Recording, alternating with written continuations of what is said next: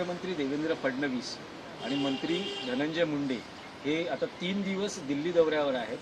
धनंजय मुंडे त्यांच्या खात्यासंदर्भातल्या बैठकांसाठी आहेत, तर फडणवीस हे 3 दिवस दिल्ली निवडणुकीमध्ये प्रचारासाठी तिथे गेलेले आहेत.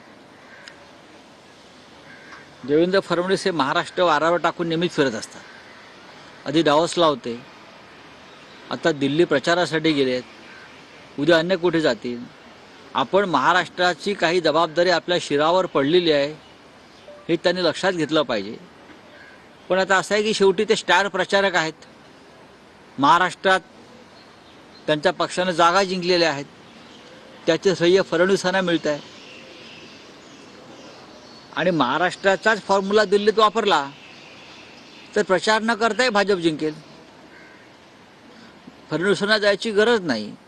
महाराष्ट्रातल्या विजयाचा फॉर्म्युला आणि पॅकेज जर त्यांनी दिल्लीमध्ये वापरायचं ठरवलं असेल तर प्रचार कशाला पाहिजे. भाजपला प्रचार करण्याची गरजच नाही, बूथवर जायची गरज नाही. पण दिल्ली हे लहान राज्य आहे, केंद्रशासित आहे, त्याच्यामुळे कदाचित ते दयाबुद्धीनं वेगळा विचार करू शकतात.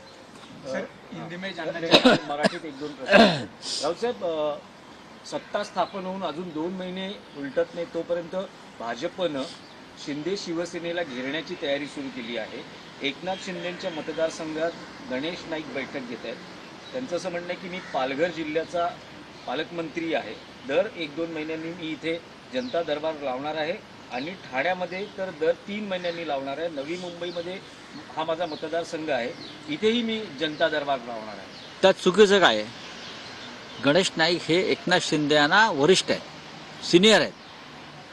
शिवसेनेमध्ये असतानाही गणेश नाईक जेव्हा मंत्री होते शिवसेनेच्या मंत्रिमंडळात, तेव्हा एकनाथ शिंदे कुठेच नव्हते. राजकीयदृष्ट्या ते आज गणेश नाईक कोणत्या पक्षात आहेत हे विषय सोडा, पण गणेश नाईक हे एकनाथ शिंदेना नक्कीच सिनियर आहेत, वरिष्ठ आहेत. त्याच्यामुळे त्यांचा अनुभव मोठा आहे, त्यांचा आवाका मोठा आहे. आणि एक मंत्री म्हणून त्यांना तो अधिकार आहे आपापल्या मतदारसंघात किंवा जिल्ह्यामध्ये लोकांचे प्रश्न सोडवण्याचा. त्याच्यामध्ये मला काही चुकीचं असं वाटत नाही. एकनाथ शिंदेने फिरावं, नवी मुंबईत जावं, तेही मंत्री आहेत, तिथे महानगरपालिका आहे.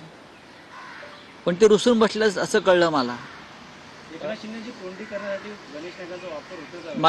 मला असं म्हणायचं नाही, मी त्या संदर्भात काही भाष्य करणार नाही. हा त्यांच्या पक्षाचा बघा, गणेश नाईक हे त्यांच्या पक्षाचे नेते आहेत, भारतीय जनता पक्षाचे नेते आहेत. धनंजय मुंडे गणेश नाईक हे त्याच्या आधी राष्ट्रवादी पक्षात होते. गणेश नाईक त्याआधी शिवसेनेमध्ये सुद्धा होते. त्याच्यामुळे गणेश नाईकांचा प्रवास फार मोठा आहे. आणि एकनाथ शिंदेने आत्ता प्रवासाला सुरुवात केली आहे. एकनाथ शिंदेने आत्ता एक पक्ष बदललेला आहे.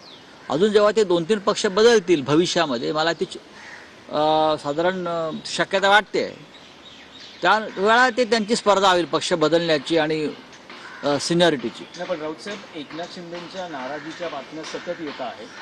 ते